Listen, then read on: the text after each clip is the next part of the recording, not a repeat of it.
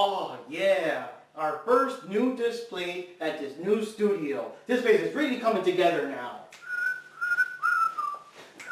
Oh, what's up, Jupes? Hey, you know what time it is? We're still on camera, Wendy. Huh? Not that. Oh, it's time for another Video Game Masters episode. Oh, I already know a game to review, Wendy. Did you not just hear me whistling and dancing? You should review that game that you can play till like 3 o'clock in the morning and then have me having to wake up to hearing all that noise when I have to go to work the next day. Oh, yeah, that would be Foamstars. So yeah, I guess the next game we're going to be checking out is Foamstars. Alright, let's check it out.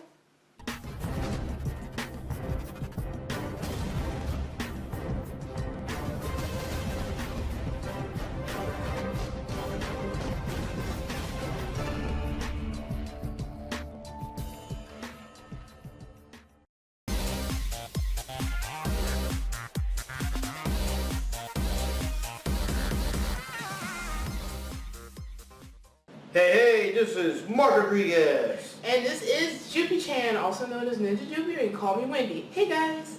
Yes, and today we're going to be taking a look at Foamstars. Yeah, now let's check it out. Yes, let's take a look, guys.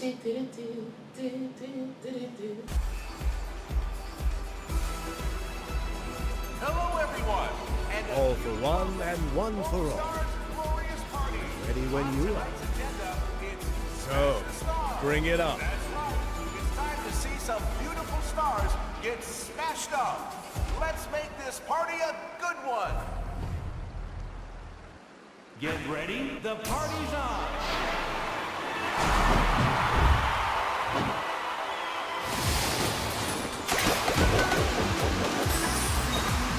Foamstars was released in February 2024 for the PlayStation 4 and 5 and is produced by Square Enix.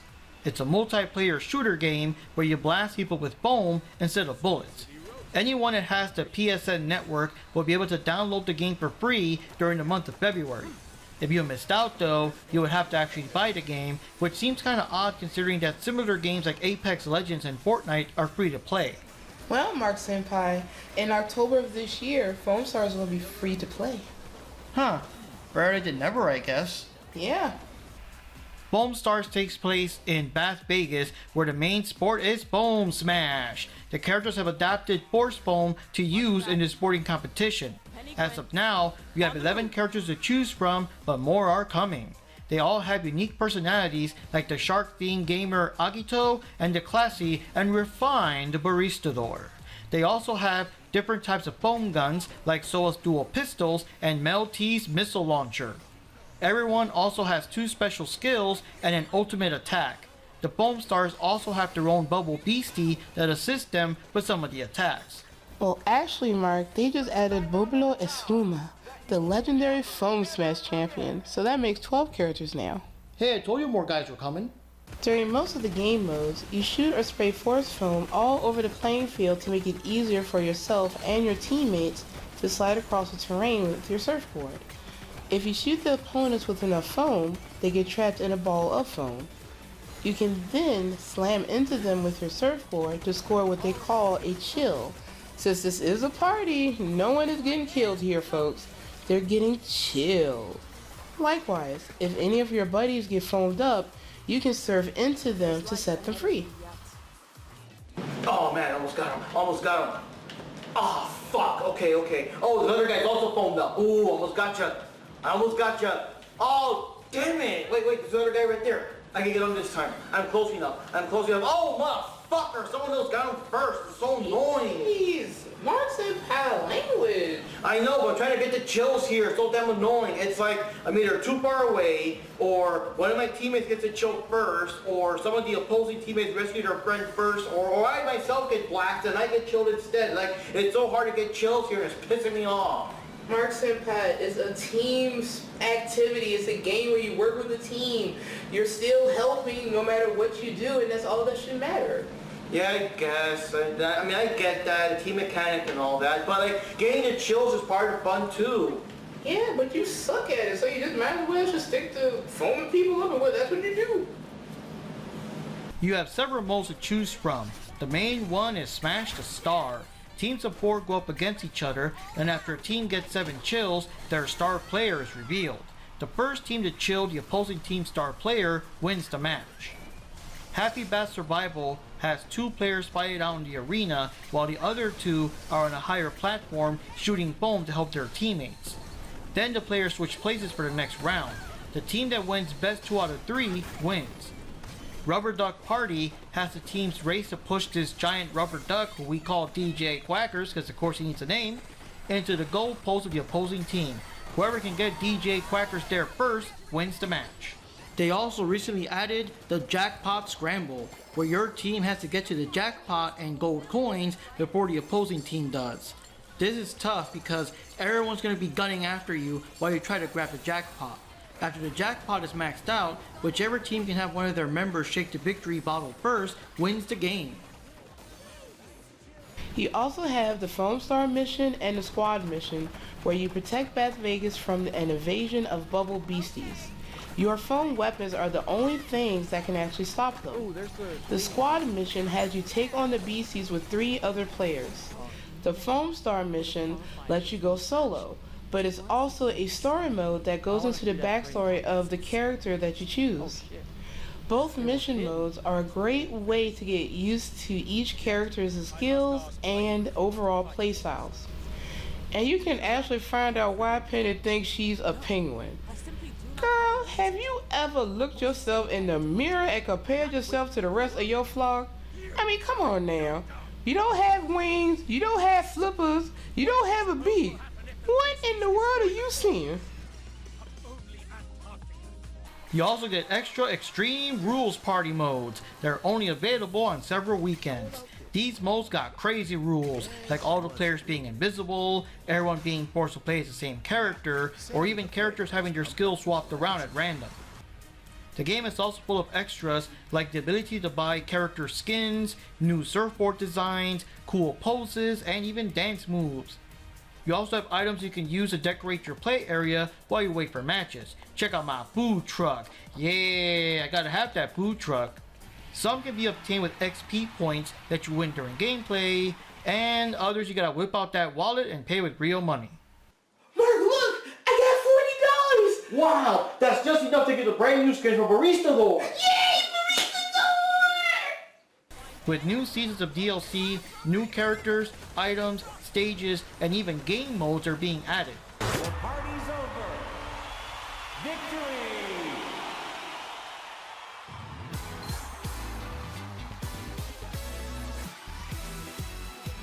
This is just a step on the long ice floe, paving the way to my next victory. Alright guys, here's our thoughts on Foamstars. The first thing I want to get out of the way real quick is that there's been a lot of comparisons with Foamstars and Splatoon, and I can't really get into that or say which game is better or whatever, because I personally have never played Splatoon, so I can't really get in there. Yeah, I had an opportunity to play before, but I didn't get to play. It seems like the main thing I could see is that with Splatoon, I think you're trying to like use the ink for your own territory for your team, and the team that has the most area covered, I guess, possibly wins. I could be wrong about that. But with Foamstars, you know, you're trying to foam up everyone, get the chills, or whatever the other modes are, you know, for that game. So I don't think there are probably too many similarities, but if we're wrong, please tell us. Yeah, there's all the comments below. Another thing that kind of rubs some people the wrong way, especially now with this update, is that when the game first came out, it was like you have to actually buy it. If you had the PSN subscription, of course it would be free for that first month, but if you missed out, you got to buy it. But now in October, they're going to make it free for play anyway, and it's kind of like, okay, what happened to the people that actually, you know, paid for it back then? And from my understanding, you're going to have a couple of new skins and new surfboards or whatever, but it's not the same as actually getting your money back or some kind of, I don't know, something for buying the game. Now in my case, I can't really say too much because I did get it for free, but I'm speaking more for the people that actually did put the money down to buy the game, you know, after February.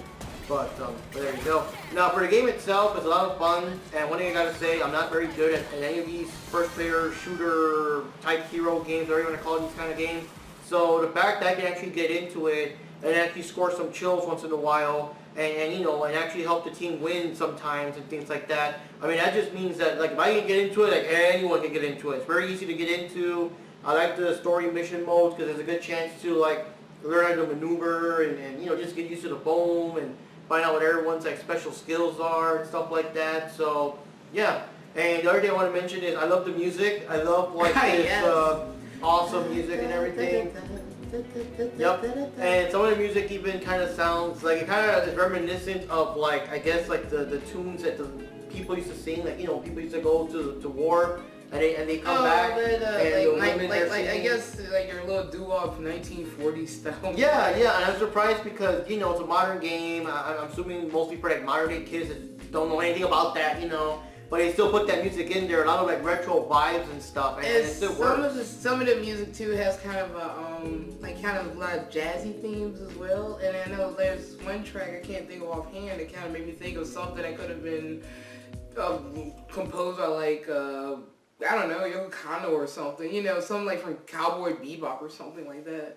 Yeah, and it's a lot of fun, and I like the characters, I like all the special moves and stuff, I like Penny and Soa and all the weird things. Yep, and the barista door.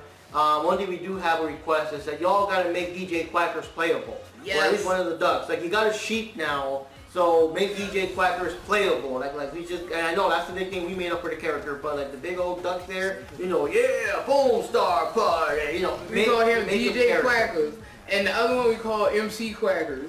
Yeah. The rubber duck is DJ Quackers, the other duck we call MC Quackers. Yeah. Also, okay, let me just get into something that does bug me about this game. But first of all, this isn't my kind of game. Only because there's no good way of communicating with your team, so you can come up with strategies, and I'm one of those cautious, strategic type players, so like you got a group, you know, sort of like a group type of a game. I want to be able to communicate with my team, say, okay, you're going to go here, you're going to go here, I'll go here, you go there, okay, break, let's go. But you can't do that, so to me it's just too random for me. And then, you know, you might get frustrated because, oh, why wasn't someone covering me? Oh, sorry, they didn't know they were supposed to cover. You know, that type of thing, it bugs me. So that's a negative for a person like me, who's like more RPG-ish. So, yeah. So anyway, something that does really bother me, and I don't understand this. So, the queuing for, you know, to get into any of these. Okay, so there's sometimes when you're in the queue for a long time because you can't get a player to join you, and then it times out. I know other games do the same thing, but there really should be an option where if you're queuing up for something, and after a certain amount of time, just throw the AI in there or something. Just randomly pick AI players, you go up against them. At least you're experiencing the mode. You know what I mean? Well, most of it is the fact that if you have to 4 people and one person randomly drops off. No, I'm not talking about that. I'm just talking about just trying to get into an actual mode in general. And you know, you're waiting and waiting and waiting, but nobody else is joining, then there should be an option where maybe AI joins in and you can still play the mode, maybe not like with the other real players, but it's still a way to experience it without the need for players. Like, for example, what if there's like a mode that may have been real active when the game started, but it's not active now, and you're new to the game, you want to experience it, but you can't because nobody else is playing it. Yeah. So that's something I wish they could do. And the other problem with queuing up for something, there's nothing to do while you're waiting on the queue. You can't just go and experience something else. You can, practice your little moves in your little area, but that's not much. So, and also, let's say like you get into the queue, you're ready to do your little party thing, and you're waiting for it to load, you're ready to start, but someone gets kicked out or someone dropped off or something, which means you have to start the queue all over again and wait, as opposed to keep everybody, automatically put you back in, just throw in another player and just let it go. Yeah. Like I said. But that's the thing with what you're saying about like stuck waiting if you have another team and one guy drops off, then you get stuck in their place. There you go. That's waiting time for another match. And like I said, Square Enix one of the producers of this game, right? Mm-hmm. Square Enix has experience with, you know, games that involve queues for like parties and things like that. I mean, come on now, they're known for the Final Fantasy series. And their online stuff, they have Final Fantasy 11 and 14 especially, you know, same thing. If you are in a party and someone gets dropped out, they'll bring somebody else who's already in the queue in so that you don't have to interrupt as much of the gameplay. So I don't know if like these type of games are just like that in general. Yeah. But I'm sorry, they really need to fix that because I think that is so annoying that you have to sit back, re-queue, and try to get back in, and that might take a while too. And that just really can take a person like me out of it, you know? And that's the thing, again, I don't play too many of these kind of games, and at least back when I was with Pope playing Apex Legends, I don't remember offhand people dropping and stuff, so I don't know if that's a thing, or that's like, well, hey guys, that's how these games work, but yeah, that's a good point. There's less waiting time. You'll just get dropped into a queue that to replace whoever got like kicked out or dropped off signal or whatever. Yeah, exactly. As opposed to having to actually restart the wait all over again, and then there's a chance that it might take even longer. So I don't understand how that works. I don't get their servers, so I don't know. Or either it's just these style of games because I'm not very, you know, knowledgeable of them either. So. Yeah, because I don't know, for example, like Overwatch, what if someone drops off? I don't know how that works. Now, the other thing, I think those games are more like one-on-one though. You're not on the team, or, I don't know. I won't talk because I don't know much about those games. But one thing I do know is that the game is a lot of fun though, and it's very addicting. And the way that they have these little seasons passes and they all got these long line of extra, you know, more moves, more costumes, more characters, more whatever. And that the more you play, the more you build up the XP to unlock those things. It just makes you keep coming back for more. And then of course every other weekend there's the Extreme Rules party that's only that weekend, you know, and the rules change. So if you missed out on that one, you may not see that one again next time. So with all that going on, it's like, wow, like you're really playing it. And he's a little every day, like you said earlier in the episode, you know, having Jupes trying to get some sleep because he has to work early in the morning the next day, and I'm still playing at 3 in the morning because, ooh, I got to get that one more costume. Got to get that costume for Penny or that new gun for Penny, you know, that kind of thing. And yeah, so... Yeah, the game's alright, like I said. I'm glad that they're trying to put more variety into it, but I just hate the fact that they don't have it set up so that you can fully experience it. Yeah, but in my hand at least, when I play, I mean, it's the kind of game, I mean, I took advantage because it was free. I wasn't expecting to like it that much. And that's what I'm saying, if you're very new to these kind of games or whatever, check it out, definitely, because again, I like the proof that if someone like me that's not really into like Apex Legends and Overwatch or whatever, and I'm like playing this game almost every night, then definitely check it out. But if you're a person like me who likes, you're in a group and you like that communication so you can plan stuff out, it might not be for you. Yeah, so there you go. So anyways, guys, wraps up this episode of Video Game Masters. This is Mark Rodriguez signing off. This is Jupi Chan, also known as Jupi, or you just call me Wendy. See you guys later. Yep, thanks for watching, and see you next time.